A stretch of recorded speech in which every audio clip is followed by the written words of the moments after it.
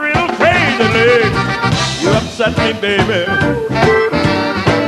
Yes, you upset me, baby. Like being hit by a falling tree. Baby, what you do to me? Not too tall, complexion is fair. Man, she knocked me out the way she wears her hair. You upset me, baby.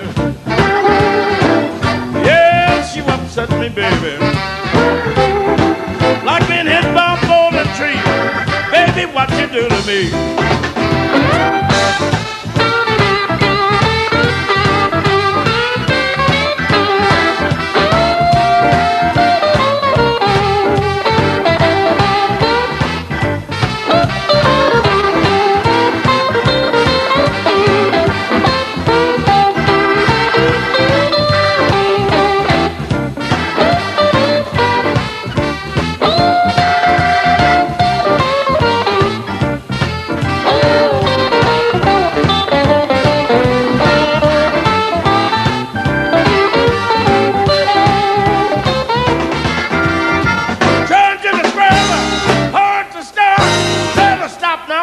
I've got a very weak heart. You upset me. Yes, you upset me, baby. Like being hit by a falling tree. Baby, what you do to me?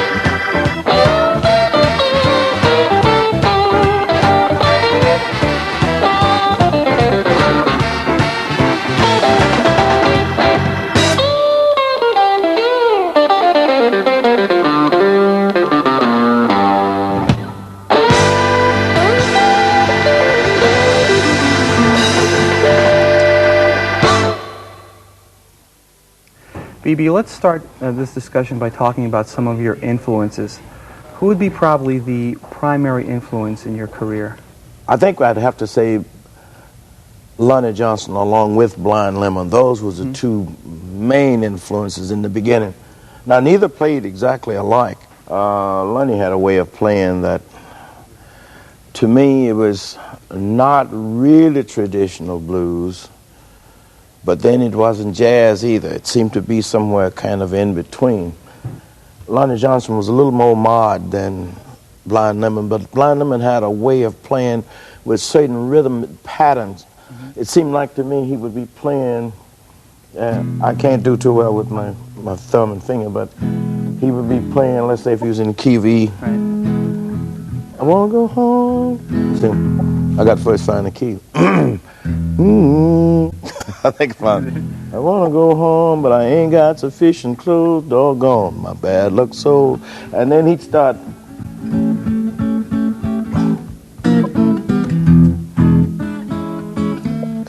You know, and ease it out like when I would, instead of him double timing as the musicians started to use the word, Right.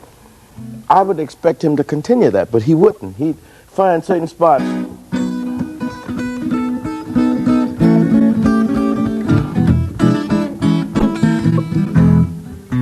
I see. Well, now Lonnie Johnson was altogether different. Lonnie to me, even though Blind Lemon had certain little phrases that he would do that would remind me of Lonnie Johnson. For instance, like Lonnie would be in the, say, in the key of E as we were, and I'd hear this.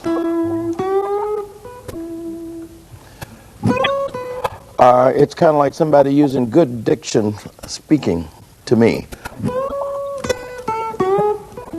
Like that. Lonnie wouldn't use the finger vibrato as No, much. Yeah. not like that. This came about in my case from listening to the bottleneck. I have a cousin named Booker White, had a cousin rather, and he would put a bottleneck or like a knife or some kind of metal piece, and and do that. My fingers have never been able to do it, but when I would take the guitar and my ears tell me that sound a little bit like, if you had a button, if you had the bottleneck. So that's how I started to do it. Well, so after so long, after listening to Blind Lemon, after listening to Lonnie Johnson, when I would try to mimic them or do as they did, which I didn't do a very good job, I would always wind up. To me, to sustain that, it's kind of like, I'm not very good with words either, but if I'm talking to try and make a point to you, right? Okay, I might start it, and it's like telling a joke. If I start it like so, like that, cut it off, you don't get the point. Right. But if I do, then I feel that you'll laugh. Sustained You get the point. Yeah. That's when I'm really stressing the point. I want to really get, in other words, it's in here then.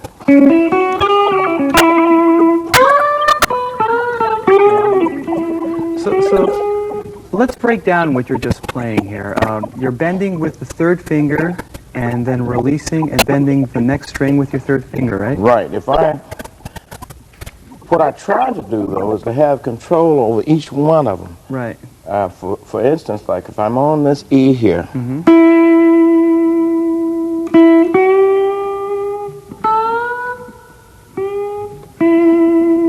Right. or if I want to hit an E way up, I'll also, but the trill is mostly in this, is like this. Don't know the right words. Right. So your hand isn't even on the neck. Your thumb isn't even on the neck. It's just your finger that's doing the... Just my finger there. And if you could see it from this side, see I'm not even touching it there. Right.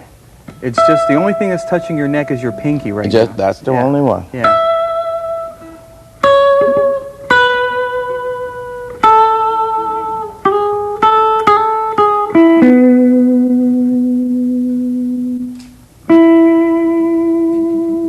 And one thing I noticed, though, with a good amplifier, or even without an amp, I can sustain that. Right. And if I get a pretty good amp, you can sustain it as long as you want. So like being up in a glider plane, as long as you got the current, airflow. And I think a lot of it has to do with how even you... Another thing, I use quite a bit of treble on the guitar. And the way that came about, I cannot hear lows like most people. Okay, I can't hear the bass E or the B. The D, or either one of them, as the B either. I can't hear it like I could the E up top or this B up here. I can hear those. So that's one of the reasons why I use a lot of highs, because I hear it better. Phoebe, let's talk about T-Bone Walker and the influence he had on you. Well, T-Bone Walker to me had a style and a sound that I never heard anybody really, even till today, completely imitate exactly what he did. Now, a few guys I've heard get close to it, but he had a way of bending the strings. That might be the reason why I bend the strings today. But T-Bone didn't really bend his bending mostly was like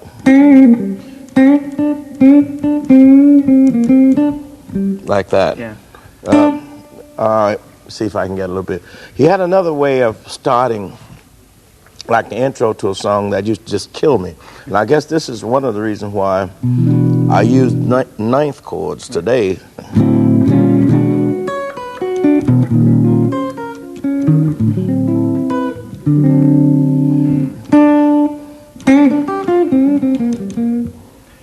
Could you play that lick a little slower and just go through it? Okay, all right. Great. He would start.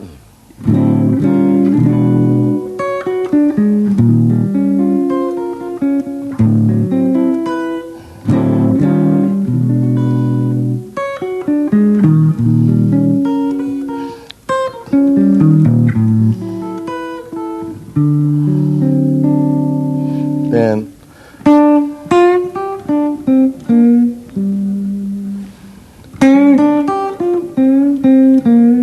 it seemed to me that he would start with his pinky finger here. Right. Well, first with this one. Right. So he would bend the C to a D. Yeah. Mm-hmm. And then play the D on the adjacent string on the B string. Right. Okay. And then to the G and Right. and back up to what, the F. F. Right. Mm-hmm. And if you do it fast, it will sound. So I think it went twice. So let me try it again. Like that. So.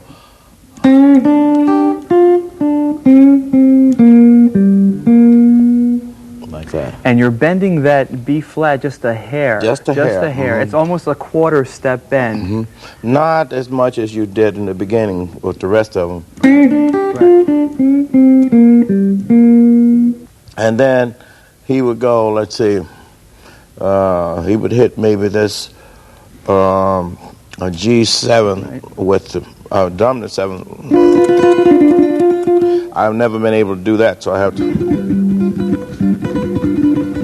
like that.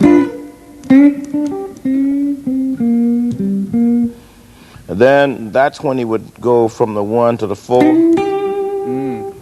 And there you're in the 8th position. In the 8th position. Right, playing off of that chord pattern, right. Well, the reason why I do that is because if I would stay, for instance, here, I can't control the strings as I wish. In other words, because I got too many open strings here. So I could have gone to the C here. Right. But I couldn't control, and in fact, I can't even figure nothing I can do with it. Yeah, but that wouldn't work for what I would want there. So naturally, I would come back instead of being from this G to this C here. So playing the blues to me, even though it's proper for the person to learn all of the positions possible, right? But then you'll find it's kind of like, in my case, it's kind of like an ingredient that you would be fixing a malt. You put something in, put a little chocolate in it, the milk, and so on. Well, I think what I'm trying to say, you find the one that sounds the best to you, but learn them all. Right. Which I didn't.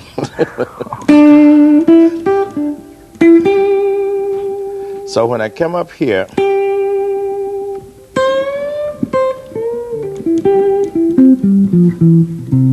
if I do it slowly,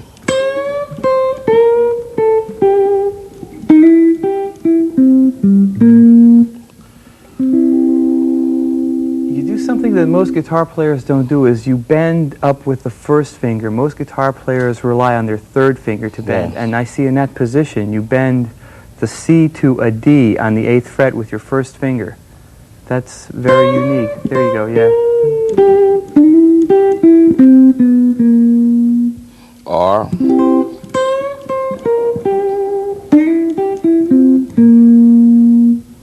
Does that come out of the T-Bone Walker school, or is that something that you've added to his style? I think it's something I added to it. Because, as I mentioned earlier, T-Bone was good with bending with this third finger there. Right.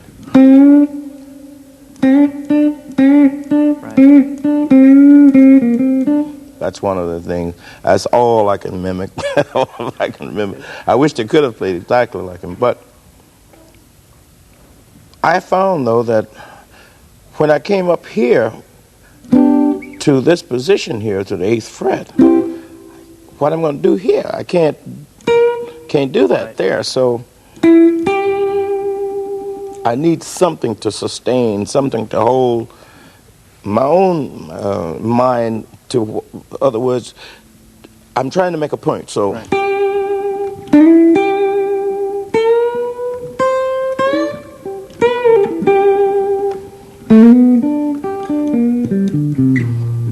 To me, that resolved back to there. And then sometimes, it's according to how carried away I might be, I might come up to the 10th fret and do the same thing.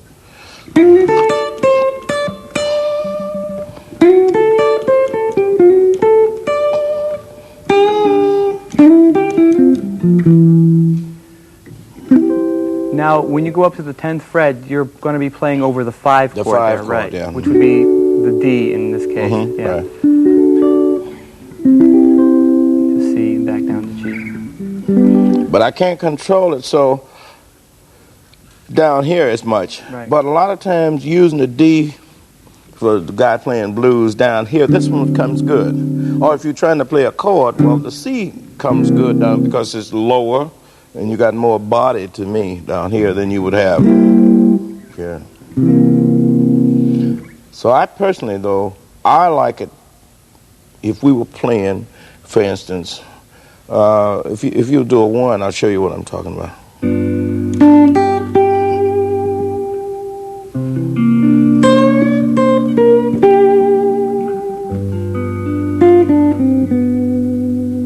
Then the 5.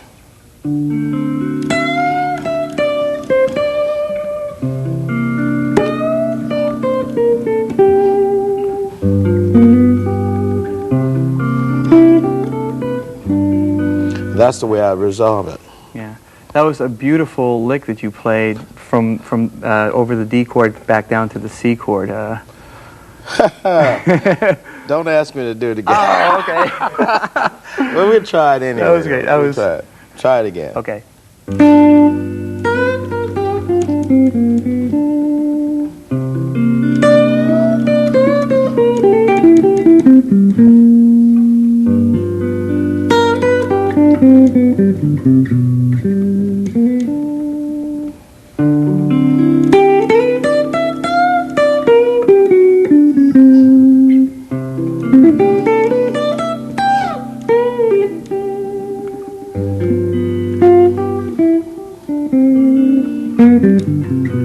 Yeah. That's great. Terrific. The one thing, though, I think, playing the blues again, we kind of cut across the boundaries of proper progressions, and you sort of put the note in that sounds good. In other words, you may not run the whole chord. For instance, like we're in G, right? Well, if a guy is fast and can do it, like I know a lot of the guys got fast fingers and can do, well, my fingers are not so fast, so I think I used the word I called trading Speed for taste, maybe. Yeah. So I would do, in the G chord, I might hit the tonic, push up on the C there, push it up to D again. Mm-hmm. Right. Back to the B And flat. there's that bend again when you just Yeah. Well, that's what I hear. So I'll take the 4 of the G, right. which is the C, right? Right. But I don't want to hit it. I don't want to hit the D first, so I like to slide up to it.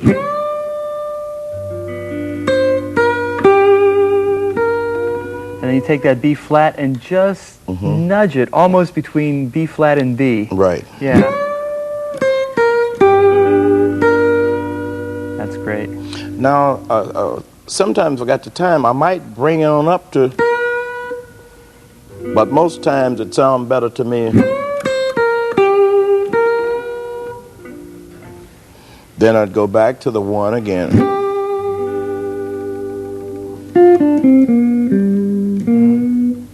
Then, if I got enough time again and want to play around with it just a little bit,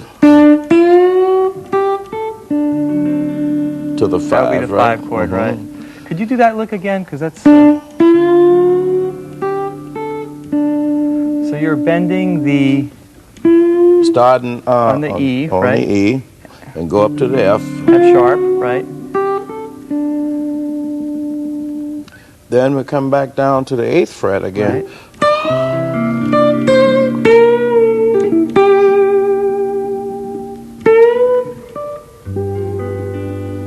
So I haven't played that many notes, but it's still But kind you of going said to the everything that pattern. needs to be said.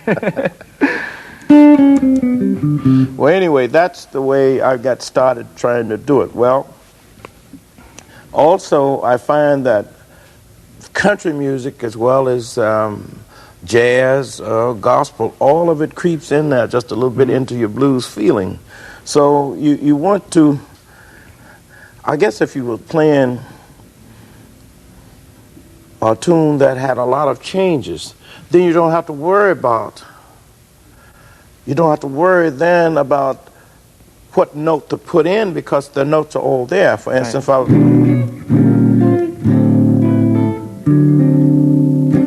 let's say it was the,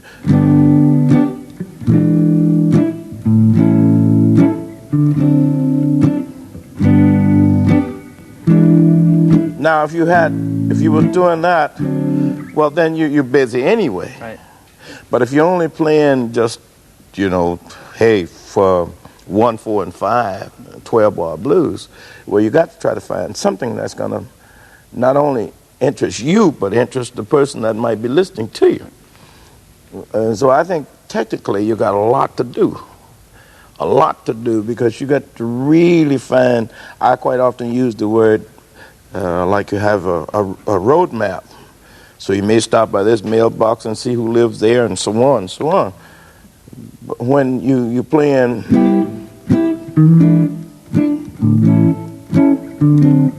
so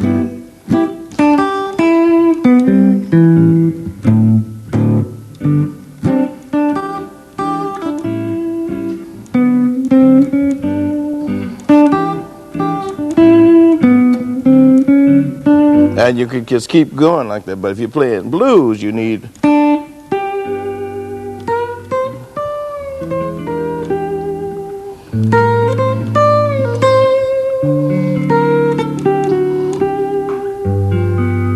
and you really got to be placing them in the right place. So I think a lot of times, people quite often say, well, anybody can play the blues. Yes, you can. Anybody can do most anything. But would you like it? It's how you play the blues. Yes, I think so. Let's just go over that progression real quickly for our viewers. It would be, you'd play a G6th, right? Mm-hmm. At the 3rd fret. Yes. To E7th on the 5th fret. Right. To A7th on the 5th fret. Yeah. To D7th on the 3rd fret. Right. Yeah. Let's see, what kind of tune could I play?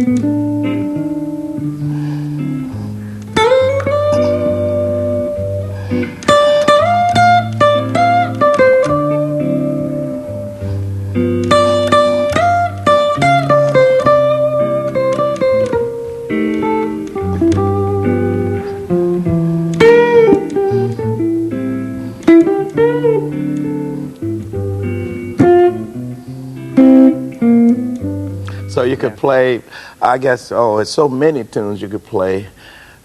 using that kind of progression, then maybe what we call a little bridge after that you can put in there. So it's a lot that you can do, and you can make that bluesy. It can be very bluesy. If I had anything in my head that could bring out a melody, really.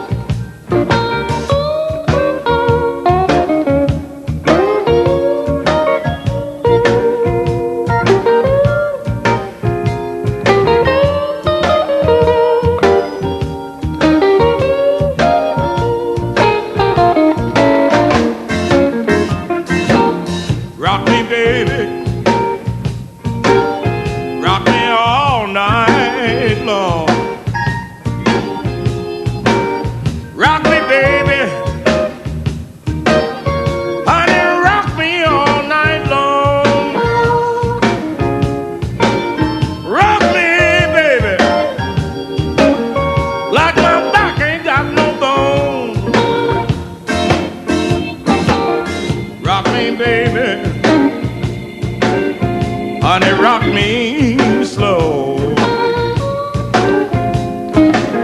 Rock me, baby. Honey, rock me slow. Rock me, baby, till I won't no more.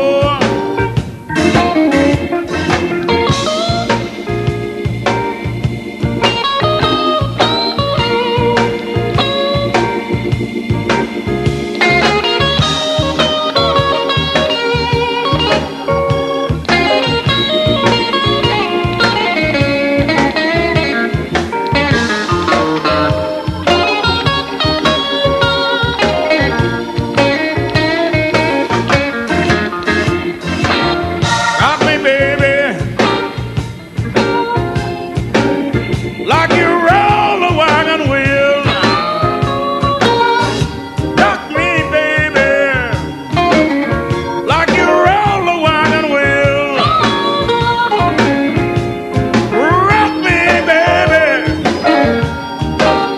don't know how it makes me feel.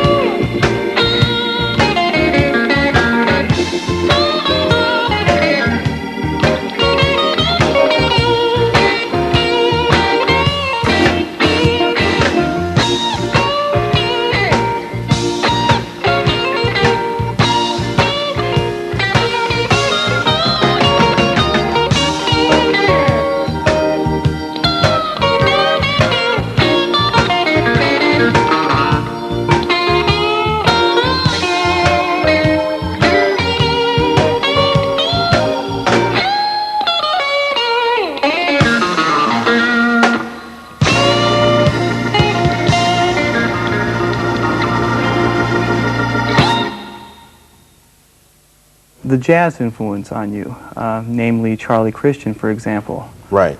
What can you tell us about him? What did you get from him? Charlie Christian, to me, was a master at using diminished chords. It seemed to me that when I first started to hear music as a whole, they didn't have names for a lot of the chords like we do today, a flat five, augmented, five, a fifth, or whatever. And the many chords. So a lot of the arrangers seemed to me to, I don't know if it was just a good way to get out of it, they would use diminished chords to move from one point to another, a lot of cases. Well, it seemed to me that was just, that was just fitted for Charlie Christian. I used to hear him with Benny Goodman. They had tunes like 7 Coming 11 and so on, Solo Flight and all these things. Well, it seemed to me that the writers, whoever was writing for them, would just and any bridge or any release, any place, they'd turn it over to Charlie and he'd go to town with it. It's sort of like, in my words, it's kind of like seeing people running track, you know, and I got this, the whatever it is, and I bring it and I pass it to you and you go with it. Yeah. Well, that's the way it seemed to be with Charlie Christian. Whenever they give him that baton, yes, he'd run with it. Yeah. Well, that's what I learned from him. I could never master it though, but I'll use it a lot now unintentionally. I'll use it not realizing I'm doing it. So if I'm in G again, I might something. So if we had a little, say if we had a little bit of just a little bit of a bounce going, something like that, yeah.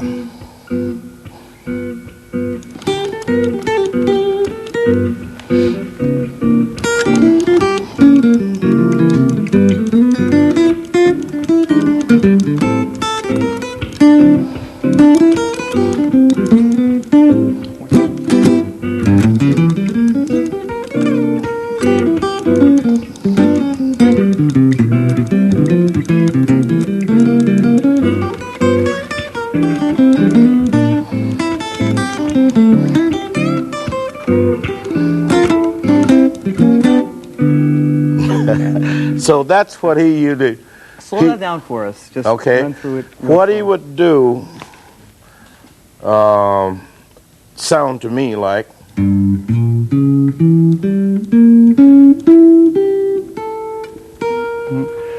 So what you're doing is you're playing a pattern starting on the 3rd fret of the low E string, which would be G, and then you're playing the B flat with your 3rd finger, as opposed to your 4th finger. Right. And that instantly shifts you to the next position, to the 4th position, where you hit the D flat or the C sharp with your 1st finger. Which is not proper fingering at all. It sounds great, and a lot of different players handle the diminished patterns different ways. Play that again slowly if you could. Okay. And you keep that pattern going until there, right? Then I might take it back up.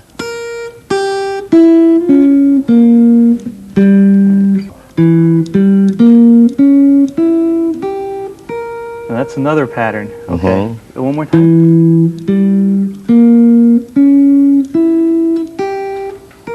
So that one you're starting on the. Start on this. On the E here, yeah. 2nd fret, 4th string. Then the do G. The same thing with your 3rd finger. It's on the G. Right on the G. 1st finger on the B flat. B flat. Then B flat to. Now you use your 4th finger on the 4th B flat. To the E. E natural. Then the G. To the G. And there's your diminished arpeggio. And the B flat. B flat, right? But he could keep running them and there was a in all these different positions, yeah. I sit there and go crazy. Now that's what Charlie Christian would do. But Django Reinhardt also was another influence as far as the jazz was concerned. And Django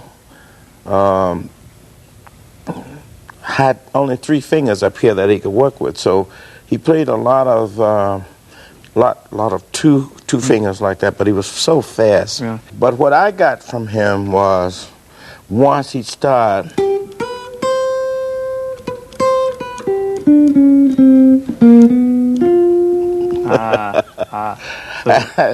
So it was a little off from what I wouldn't have. That's you're going from the a flat 3rd to the natural 3rd, and then hitting the flat 7th right after that. Yeah. Yeah. I would never do that. I would. That's what I would do. So actually, it's just a dominant 7th, but his would be more slick. Then another thing he would do, he had. I was talking about those 2 fingers, because these 2 fingers of his he was burned in an accident, and they was together all the time. So he had just 3 fingers that he could stretch. So he would.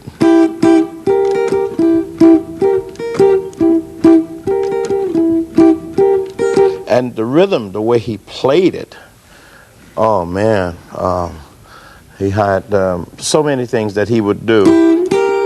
Well, I will do that now from time to time, but I'll probably do it this way.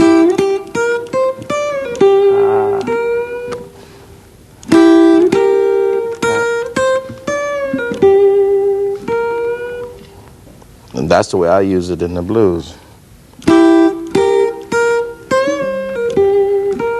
So you're going from the third position, you're playing the thirds, E and G, sliding up to B flat, G and B flat, and then doing your classic lick. Well, that's the way I hear it. Yeah. You've been listening to horn players through the years too, and I know that Louis Jordan was an influence on you. Talk a little bit about him. Yes. I think what I learned from Louis Jordan, you hear it quite often. Louis had a thing going, let's see, okay, with his horn. Oh, again. So that's the way he was phrased on his horn. So I got started doing it with the guitar because it seemed it's the only way I could hear things. So I would start again.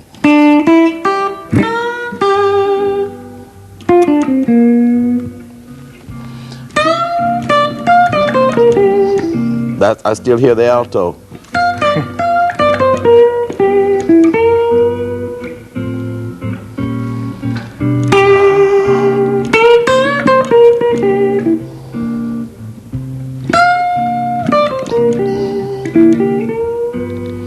I'm still hearing the horn.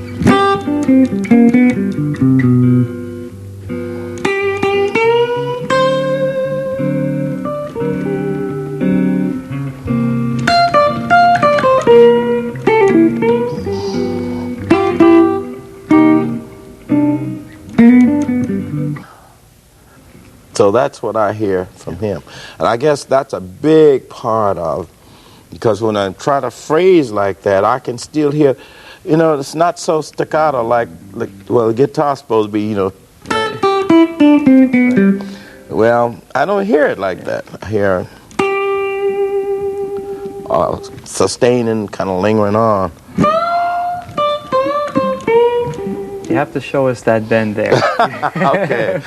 All right, to go. So you're actually bending a minor third from the D to the F. I guess it is. That's what it is. It's incredible.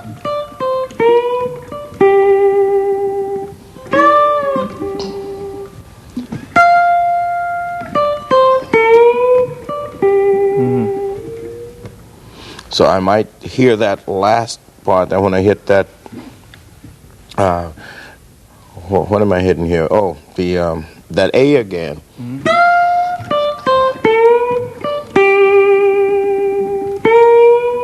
And the A up to the B again. Oh, A up to the B, right.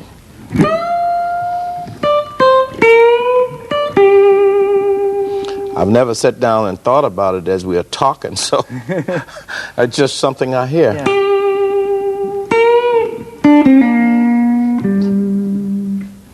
To me, it resolved back there. Louis Jordan, to me, was a superb musician, and the one thing that I got mostly from him was the phrasing, the way I showed you just a few minutes ago. I can still hear his horn.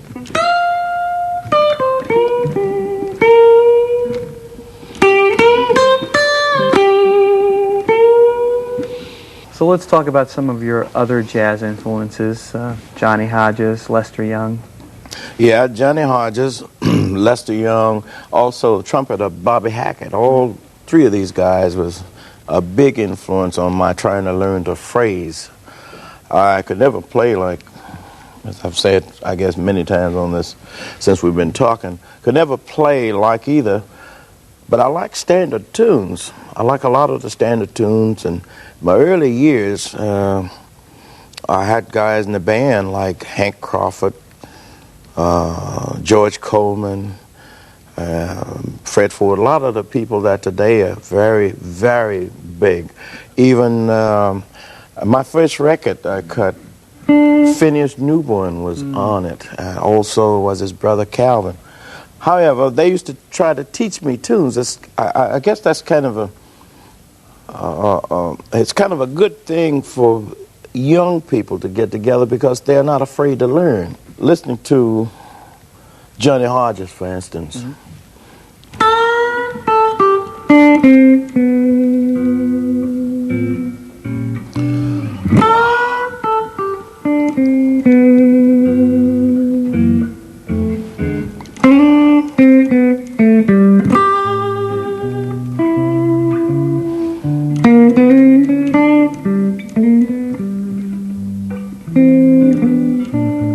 I guess if I had kept going, I would. But I like the way he seemed to just lay on and. But it's funny how you're phrasing that completely BB. It's completely your own style. You got the bends and the legato and the trills and everything. Well, that's the way I feel it. And if I was going to keep, playing it, that's the only way I see that I could make it sound. Because when I hear him play it, then I'm like that, Do you phrase differently on a slow groove or on a fast groove? Yes, it would be different because if I was playing, all right, let's take this thing, or 8-bar thing.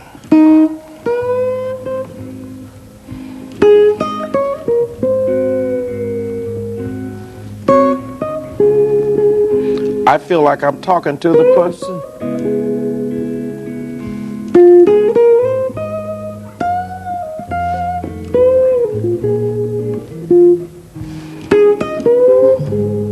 I feel like I'm talking to the person. Oh, it sure sounds like it.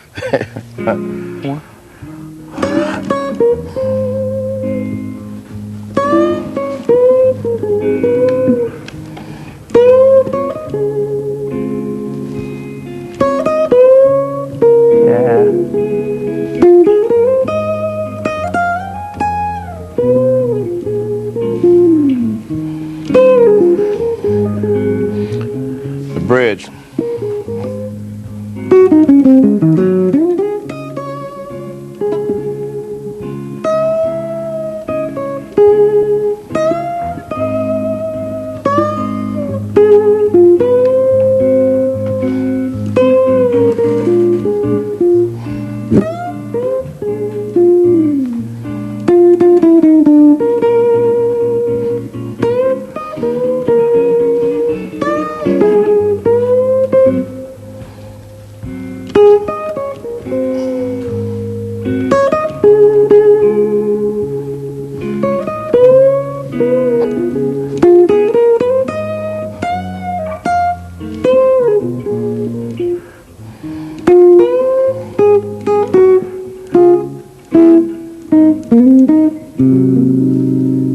Yeah, that's great.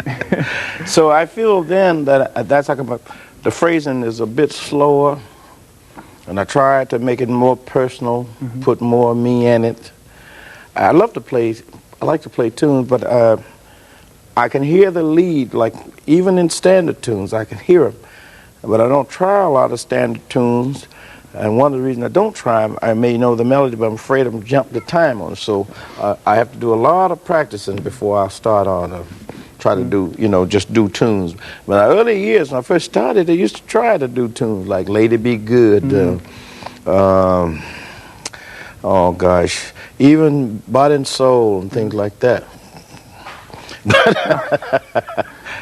But that was because when I was younger, a lot of the good musicians, as we mentioned, Hank Crawford, we had Evelyn Young and Herman Green, a whole lot of the people that was around me, George Coleman, Booker Little, all the guys that was around me at that time knew these tunes, and for some reason they liked me and wanted me to learn them. So they taught me a lot, and I used to try them when I had nerve. Oh, God.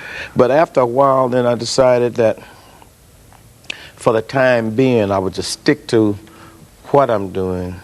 And I think it paid off a little bit because I was able to really get in. I concentrated on that. I think of my playing a lot of times like we do doctors. Some doctors are MDs, and then there are others that are specialists in this and that. So I thought that I'd try to specialize in the blues the way I play them for a while. Yeah. Came to the top of your field. Thank you. One more thing. Do you sing to yourself when you solo? Because I notice when you play, your mouth is actually singing the lines while you're playing them. I used to laugh at a lot of the musicians, I see them. And I'm sitting there laughing. I don't laugh so much now. When I see myself. When I was married, my wife used to say I look like a guy eating lemons, you know, lemon face, she'd call me. But I'm really into what I'm doing, so it doesn't matter to me what I look like at that time, because I'm really interested in what I'm doing. And you hear the notes in your head, obviously, yes, at the same time that they come out of the instrument. Yes, I do.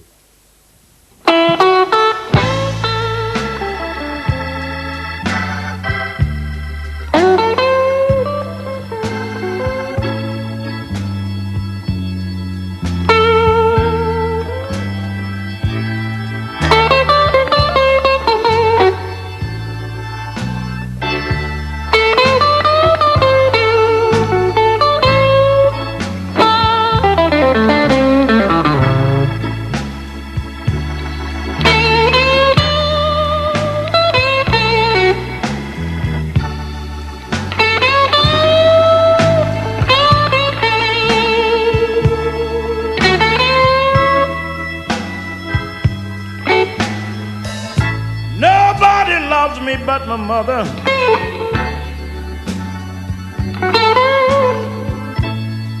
and she could be jiving too. Hey, nobody loves me but my mother, and she could be jiving too.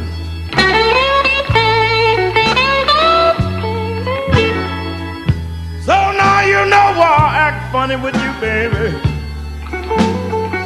Oh, when you do the thing you do.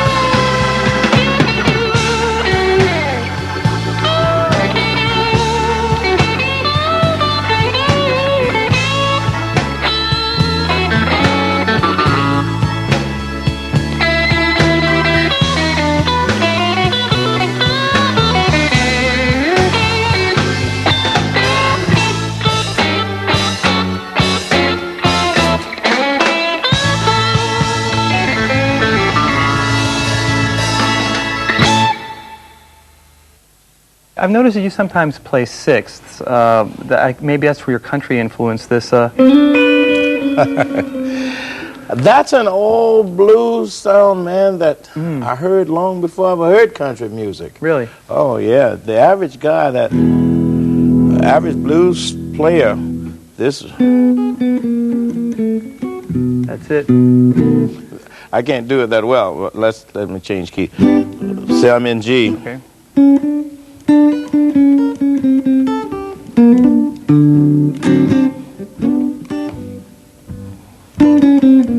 Yeah.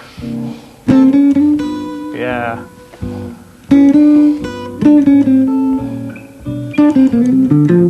A lot of times it comes in handy when you Well, you know, blues, a dominant seventh is always one of the great sounds for blues music. So if you're getting ready to change,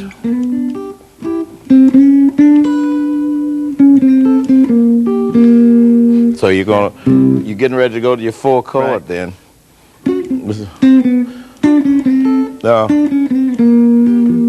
Yeah. And it'll lay on that. Turn, you land right on the dominant, on the flat seventh of the chord. And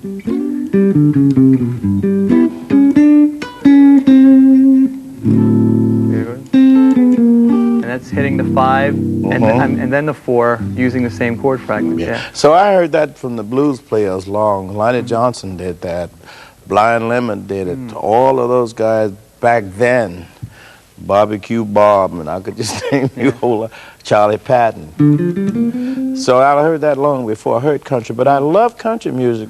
The sound, though, those triad sounds have always been in my head, still stay there. Because the gospel songs that I used to play and sing in, well, you know, we still use triads.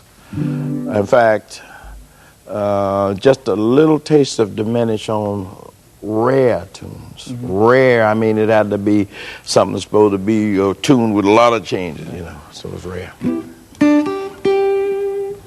And, you know, even today, that country and gospel sound is still in my head. So any tune that I may play that's bluesy, real bluesy, you still dissect it and you'll find the gospel in the country right there, because that was the beginning of me.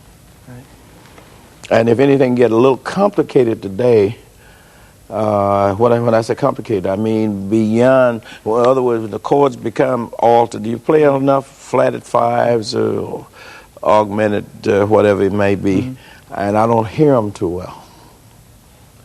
They sound foreign. It's like speaking a different language. Do you think those chords take away from the authenticity of the earlier styles? Well, for me, I've always tried to continue to advance.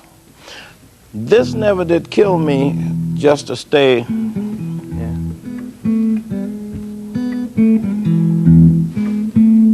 I like it.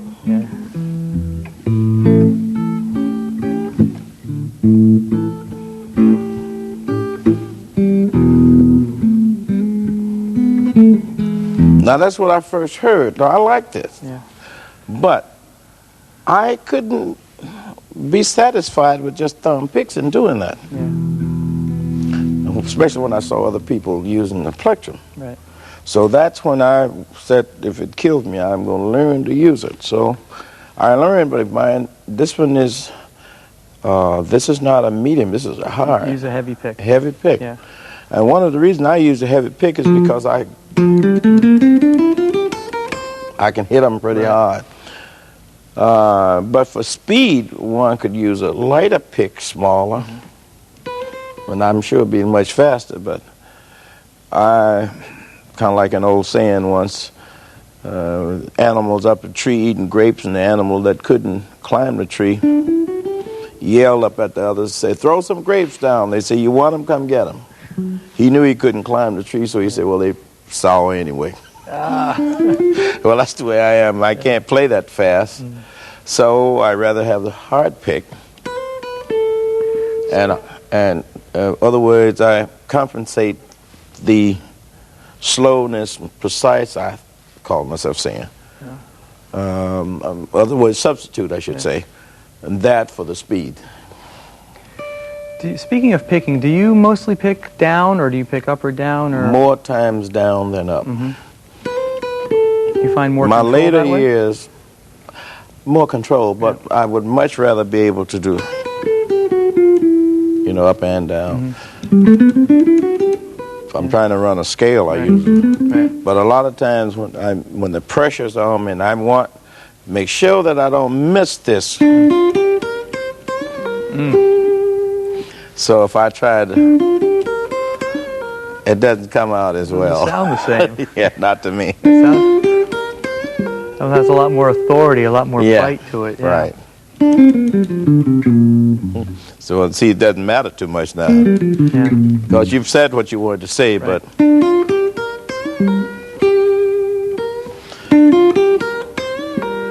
That's another thing that when we was talking, I didn't mention.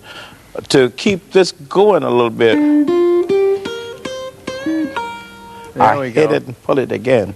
I think we should do that a little slower so that. So you start on the. Where's that? Start with that D there. D, right? D to the F. To the F. To the G. D.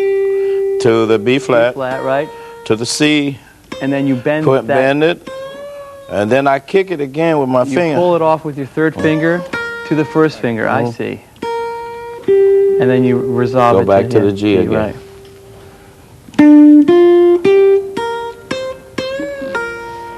That's a signature idea of yours. Yeah. Now, if you ask me how I came about it, yeah, I don't know how to tell you, but it's there. Yeah. And I hear a lot. Again, we go back to my ears tell me that sounds pretty good. Because it resolved back on the G again. Right. I'm not good with my right hand, especially like a lot of contemporary players. Boy, they got them chops, and I just wished I could do, here you go. Yeah. Like this. Yeah. I can't do it. So I have to make best with what I got. Yeah. What I got. So what I'll do a lot of times to cheat a little bit. Let's see.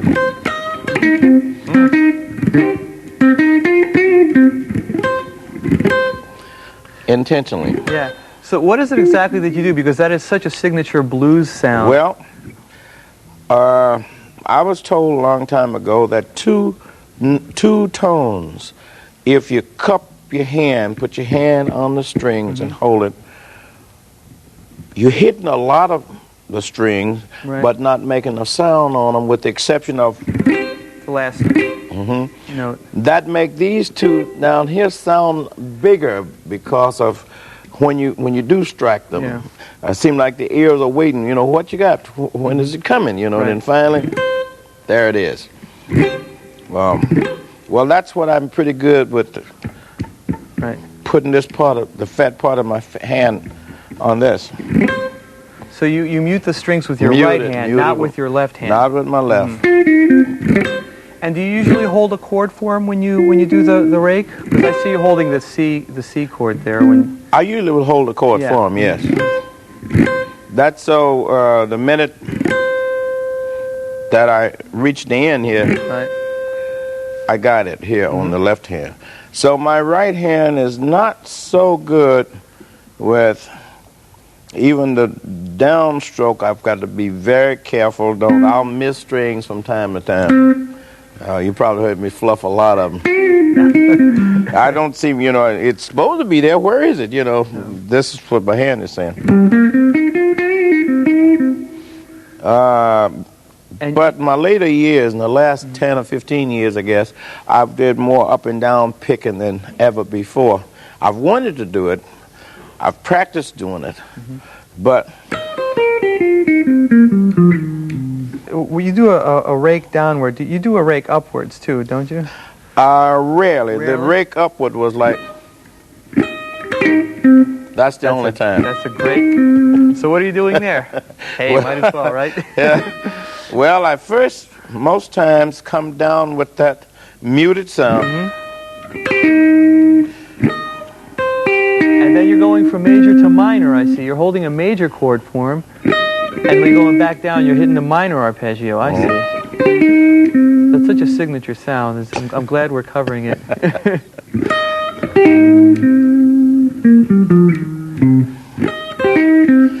But the way I play, I guess, if I'm playing in major or minor, for instance, if I'm in C like I am now, C major, but if I was going to play...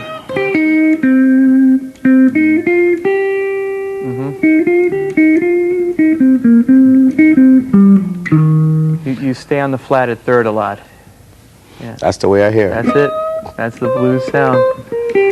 Do you have a high action or low action on your guitar? Quite low. I don't like to have heavy corns on my fingers. because sometimes they itch and they get sore and all that. So on my fingers, because while playing now you can see the dents, but usually it's no corn, with the exception, I think we did quite a bit of it yesterday, but normally it's no corn on my fingers at all where you can see. I mean, you got the soft corns on them, and usually there aren't any other. So I usually keep the action quite low, up just enough to where it won't, you know, won't ring against the frets. But I carry pretty heavy strings on the bottom, especially. On the top, I've got a 10 on the E string here. The second string is a 13. Third string is a 17. 30 on the D string. 42 or 44, I think. 44 on the A string, and a 54 usually is what I like on the E string. So you have very heavy bottoms. Yeah, very heavy bottom, because as a blues player, I still, like when I do hit these chords, I don't want them to sound tingy. I want them... So if you're hitting... And if the strings wasn't as heavy, I don't think you'd get as big a sound.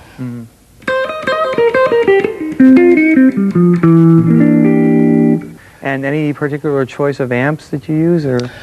I carry the Lab, the L5, the Lab system, which they've been out of print for a while.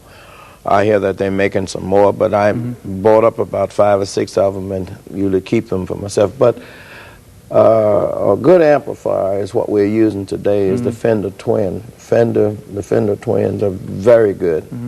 One thing is good about them, you can find them anywhere, and they seem to be pretty near the same. Right.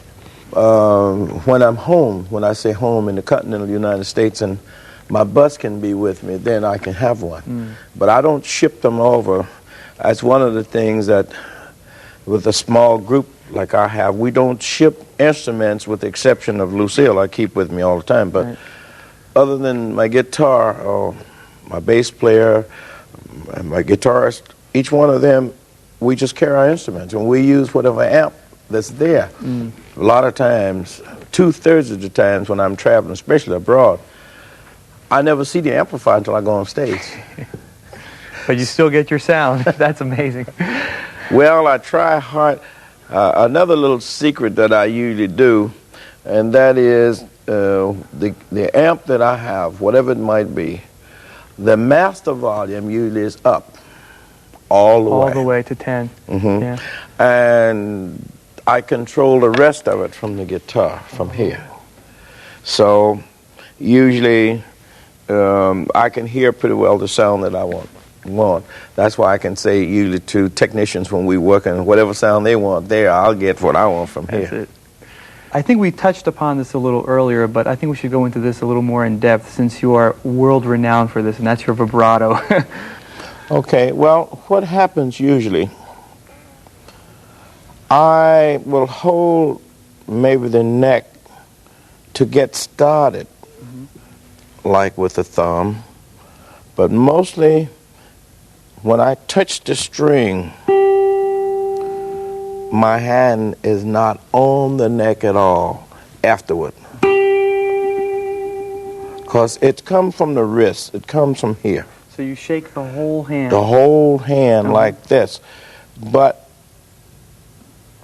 you try as if you was weighing a pound of feathers over here and a pound of lead here. You try to even them. That's not making much sense, is it? But you try to even the trill, if you will. And so, and if you do that, you'll hear just about as much up as you do down. So do you push the string up, or do you go both ways? It's just, I guess technically it's both ways, but it's not, not that. So you're almost in the same spot, but just a little twist, twist this way, that way. Now, I notice you do that with all 4 fingers, too. All 4 fingers. Regardless of where you are. So how would you suggest that someone that's just starting to play the blues develop their own vibrato? Well, I would say to them, just as it's awkward for me to use a bottleneck doing this, it may be awkward for them to do this or do that. So what you try to do, and you got to practice though, that's one thing you must do. Anybody that plays need to practice.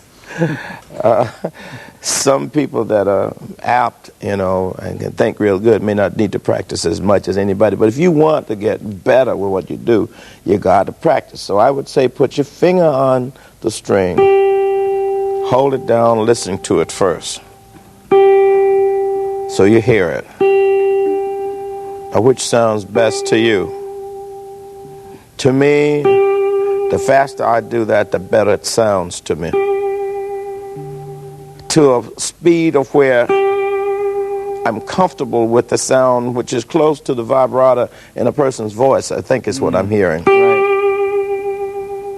It first starts like dropping a pebble in the water. It starts here, and then the waves go.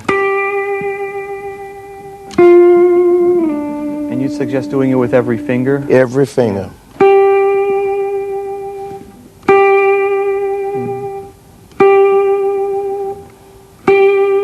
Even though I can do it with all fingers, it seemed to me that the second one I'm the best with.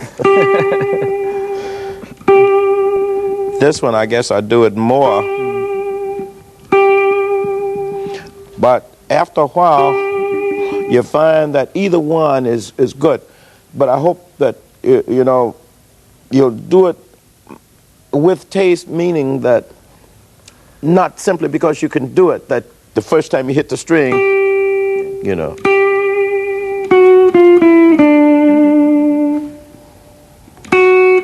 So if I'm playing, every time I hit a note, it doesn't sound right. So you have to know where to put it. That's what I'm trying to say. Thanks, you helped me out. But there are other times when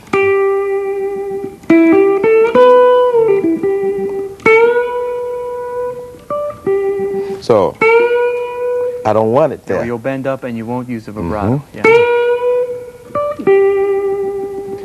Do you ever use a vibrato when you do bend up? Seldom. I would seldom do that. I can't find a word. It doesn't seem to fit. Yeah. Doesn't seem to fit for me. So I would rather do, because this is where I really want to tell my story. I'm leading to the story. If that makes sense. It makes complete sense.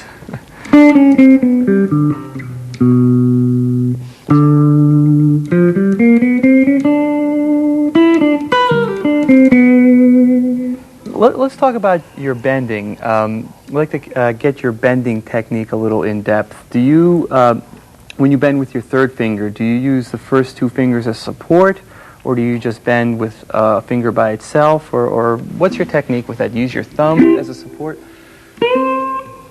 Let me see, what do I do? Let me figure it out.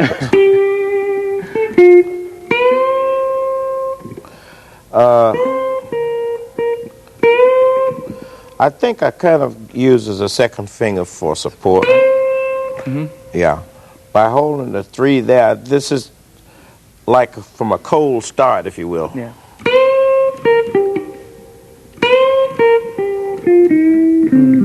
And once you start it, though, from what I call a cold start, I mean the beginning. Right, yeah. Then you can, then I think it's just each finger for itself then. Yeah, I noticed with the first finger you just use the finger. You see. Yeah. A lot of times to not, if I'm kind of in a hurry, when I say in a hurry, it's like the patterns are moving pretty fast on me. And I got a lot I want to do within the bar there. Excuse me. A lot I want to do within the bar, so when you might, if you had time, if you know, if the pattern is moving slowly. But most times you don't know. In my case, I'm not sure where I'm going to be, so because once I get my introduction there going, then I can kind of take my time and place the notes wherever I feel. And don't get me wrong, it's not like you got a checkerboard and you see, well, I move here, move there. It's not that, but you steady hearing it going through your head and listen to the changes at the same time.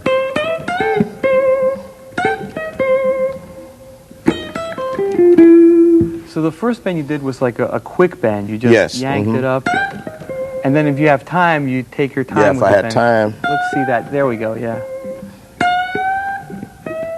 Maybe you can play the fast one and then the slow one, just so we can compare them.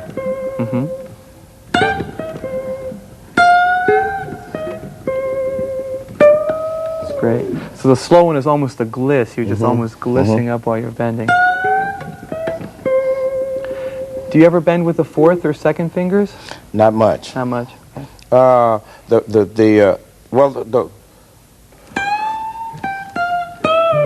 But this one here, no. Yeah. I mostly do that one like, this is really a spare. In other words, if you ain't got nothing else left up here, he's busy, then you. One more thing, when you just sit at home all alone and you have the guitar in your hand, you stretch out sometimes? You play things that you normally wouldn't play on stage? Yeah, and stumble all over the place, Well, but what I do now, like if you take a computer, I got a computer at home and I got deluxe music software, then I put that on and I'll put something in it that I like to play with, a bounce or something funky or something soft. And so I program it to play something that I like. And then I'll play along with it, and then don't care where and what I try to play. So that's the one way I've kind of advanced my playing a little bit from that. But prior to the computer, what I would do then was maybe find a record or something that is playing something that I can hear the changes pretty well, and then you just go on and play with that. You want to try some of that now? Stretching out a little bit? Just a hair. Just a hair, all right. Just a hair. All right. All right, let's see. Let's have, let's say, we haven't did anything in F sharp, have we? So F sharp would be just a little different. Got it.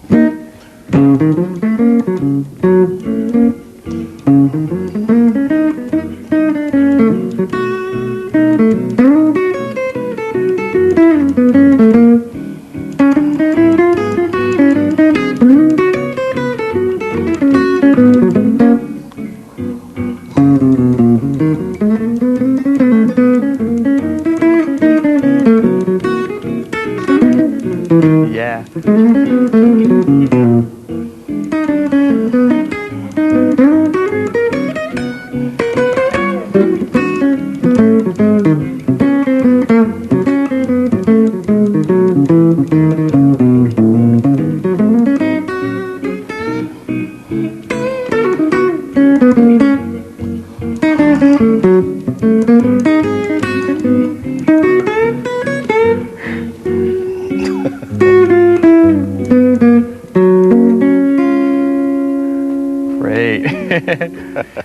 Well, it's been a real pleasure talking to you. Thank you very much. It's been fun for me. Yeah, we've learned a lot.